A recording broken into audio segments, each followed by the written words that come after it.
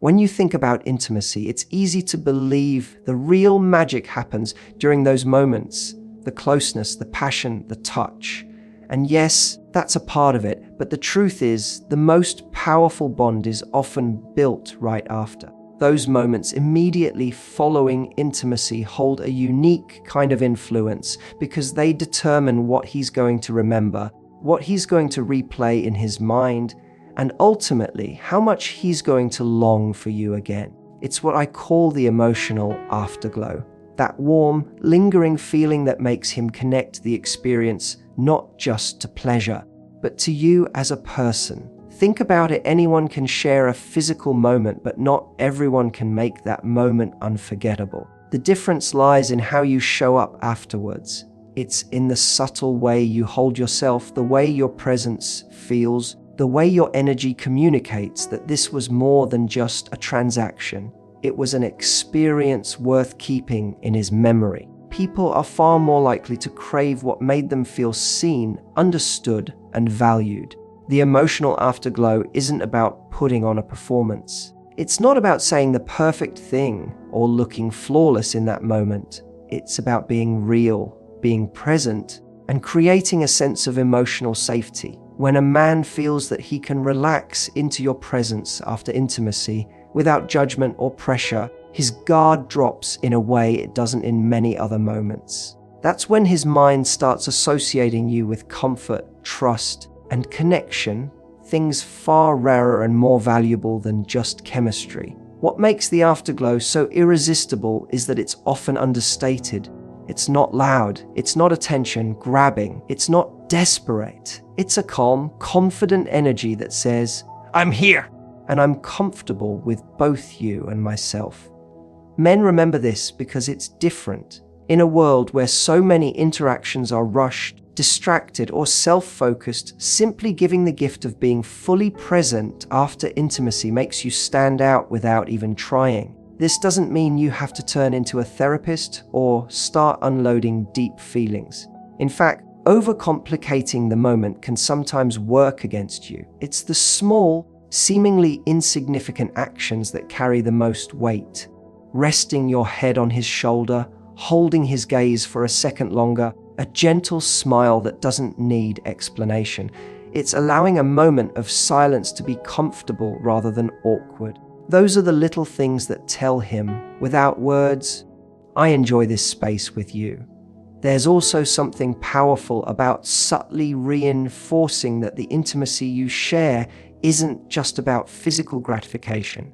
It's about the person you're with. When you give off that energy, he feels special, not just satisfied. He feels chosen, not just convenient. And that changes the way he thinks about you when you're not around. Instead of remembering only what happened, he remembers how it made him feel and how you made him feel about himself. That's the part that keeps replaying in his mind. The emotional afterglow works because it creates an anchor. Every time he thinks about you, that warm, comfortable, connected feeling comes back. And people naturally chase the emotions they want to feel again. So, the next time you're with someone you care about, remember that the minutes after intimacy can be just as important as the moments before. They're not filler. They're the space where real desire is cemented, where longing begins, and where you become not just a memory, but a feeling he doesn't want to live without. Warmth is one of the most magnetic qualities you can bring into any connection, especially in those quiet moments after intimacy. But here's the twist: warmth alone isn't enough. If it tips too far into over-attachment, it can shift the entire energy of the moment and make it feel heavy rather than inviting. The kind of warmth that makes a man long for you is the kind that feels open and genuine, yet still holds a quiet self-assurance. It's that sweet spot where you're showing affection without sending the message that your world now revolves entirely around him. Men are deeply drawn to a woman who can be fully present, affectionate, and connected without losing her own sense of self in the process. It's not about withholding your feelings or playing hard to get. That's just emotional distance disguised as strategy. Instead, It's about showing that you can share something intimate and still remain grounded in who you are. That balance creates an almost addictive pull because he feels your warmth but also senses that you are whole and complete with or without him. Think of it like a fire. A fire draws people in because it gives heat and light, but it doesn't chase anyone. It simply exists, burning steadily. And people come closer because they want to feel it. Your warmth works the same way. You can lean into him, smile softly, listen to the rhythm of his breathing, all while keeping that quiet confidence that says, I'm here because I want to be, not because I have to be. That difference in energy is subtle, but he will feel it immediately. Over-attachment, on the other hand, comes from a place of fear of losing the connection, fear that if you're not overly available, he might drift away. Ironically, it's that fear-driven energy that actually causes the connection to weaken. Men, like anyone, are more drawn to relationships where they feel free rather than cornered.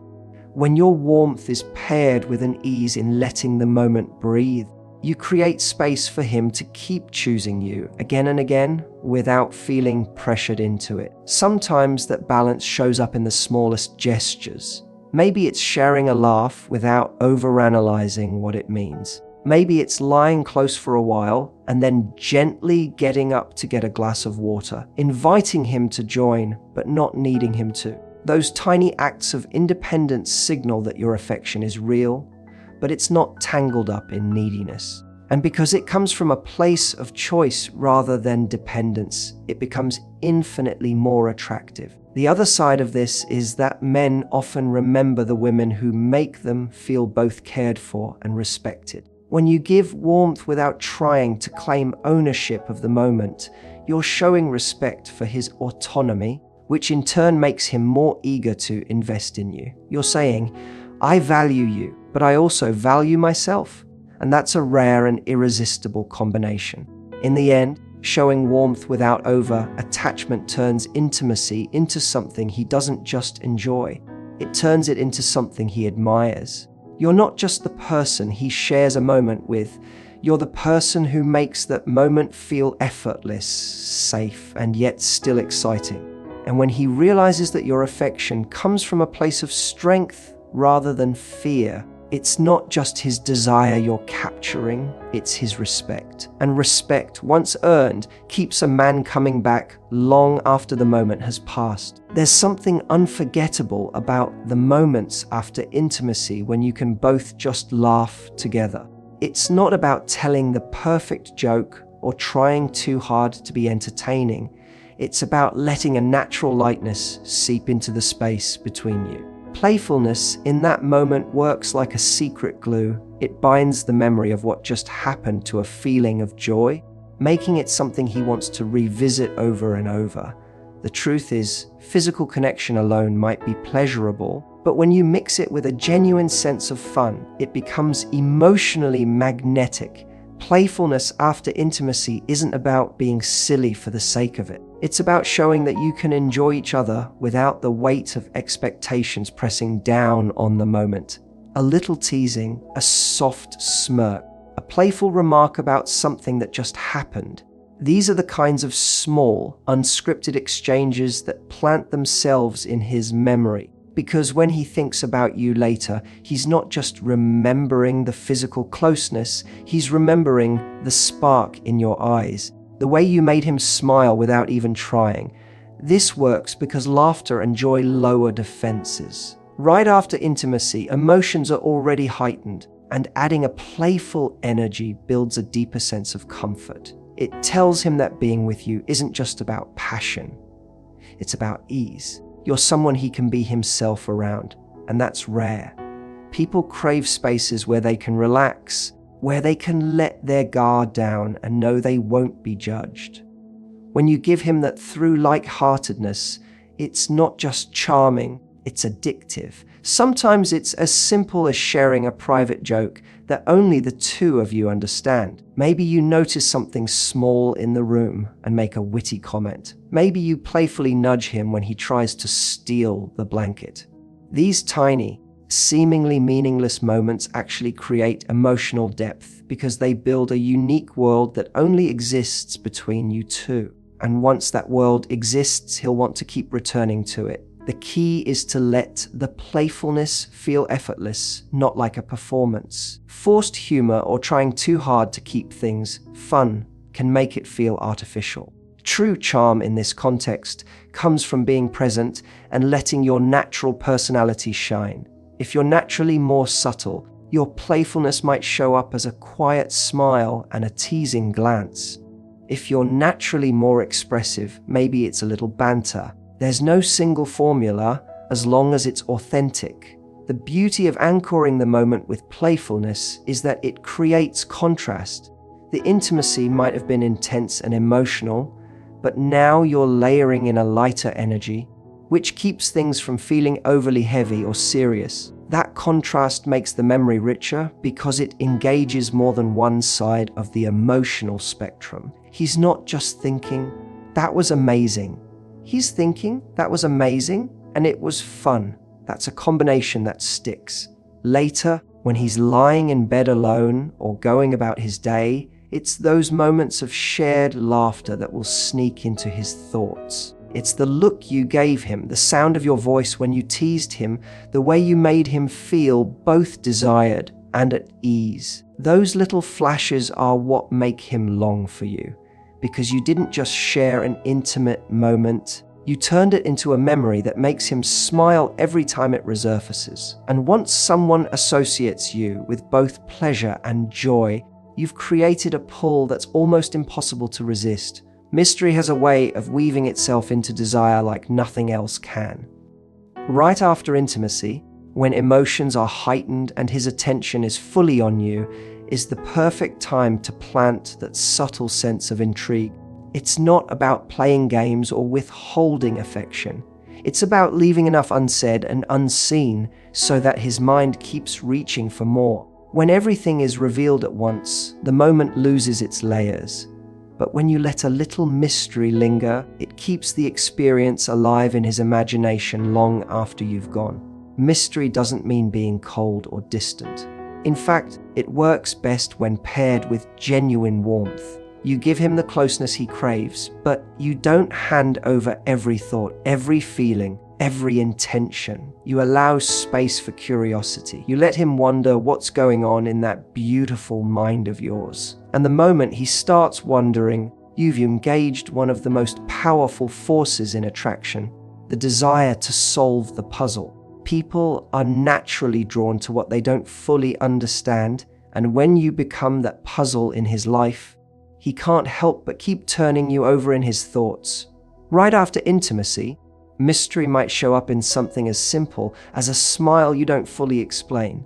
Maybe you share a brief, lingering kiss and then rest quietly against him without feeling the need to fill the silence. Maybe you make a playful comment that he can't quite decode, something that makes him want to ask you about it later.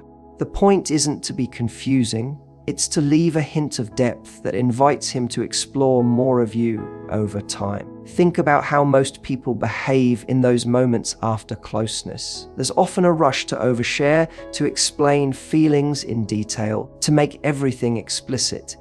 But the magic is often in restraint. The mystery lies in allowing some of the experience to exist without commentary. It's letting the energy between you speak louder than your words. That's when his mind starts replaying the moment, trying to capture all the little details he didn't fully notice in real time.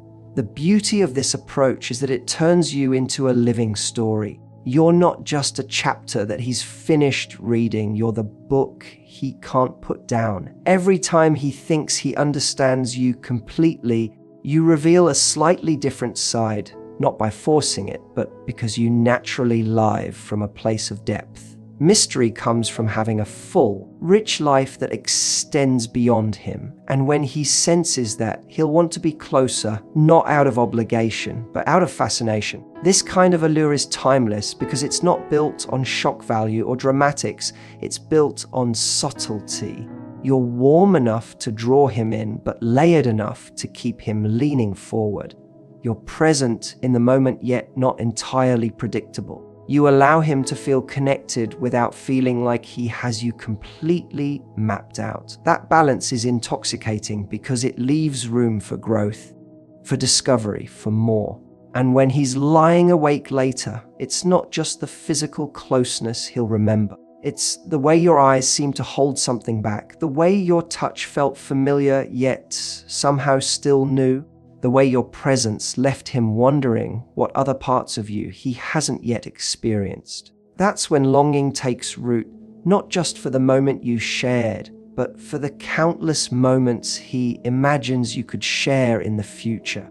One of the most counterintuitive truths about building lasting desire is that sometimes the best way to make someone long for you is to step away at just the right moment. After intimacy, it's tempting to hold on, to stretch the moment until it fades on its own. But there's something far more powerful about leaving while the connection still feels alive before it dips into flatness. That's where giving him the gift of space comes in, not as a withdrawal, but as a deliberate, confident choice that makes the moment burn brighter in his memory. Space after intimacy works because it allows what just happened to settle in his mind without being diluted by too much familiarity all at once. When you step away while the energy is still charged, he's left wanting more instead of feeling oversaturated. It's the same principle that makes a favorite song more special when you don't play it on repeat all day.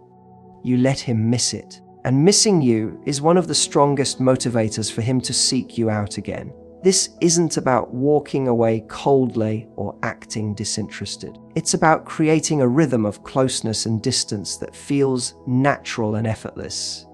You lean in enough to make him feel deeply connected, and then you give just enough space for him to breathe. And in that breathing, he starts to feel the absence of your presence. It's in that absence that desire begins to grow again. Space also communicates something profound about your self-worth. It shows that you have a life, an energy, and a center of gravity that doesn't depend entirely on him. You're with him because you choose to be, not because you can't bear to be without him. That's an incredibly attractive quality because it makes every moment you spend together feel intentional rather than obligatory. Men, like anyone, are far more drawn to someone they feel is with them out of desire rather than need. Sometimes this space can be physical.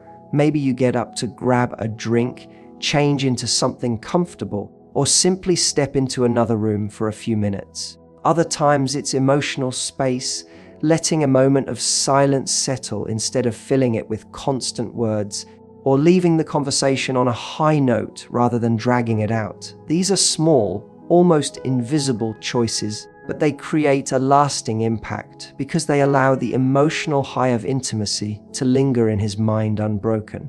When you give space, you also invite him to come toward you on his own. Instead of clinging to the connection, you create room for him to take the next step.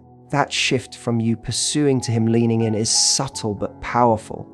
It transforms the dynamic from something one-sided to something mutual. And when he makes that move, it deepens his investment in you because now he's not just responding to your presence, he's actively seeking it.